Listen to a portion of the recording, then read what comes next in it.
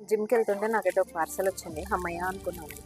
ఏమంటే నా 2 ఫోన్లు, Bluetooth, water bottle, hand gloves carry చేయడానికి చాలా కష్టంగా ఉంది. ఒకటి ఆల్రెడీ ఇక్కడ చూపిస్తాను. జిమ్ బ్యాగ్ అదైతే ఆర్డర్ పెట్టుకున్నాను, కానీ అందరూ అది చూసి లగేజ్ బ్యాగ్ లాగా ఉందన్నారు మా ఇంట్లో.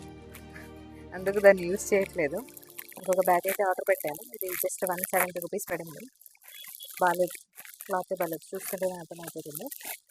సో ఇది మంచిగా రేషన్. Thanks for choosing us. We hope you like it.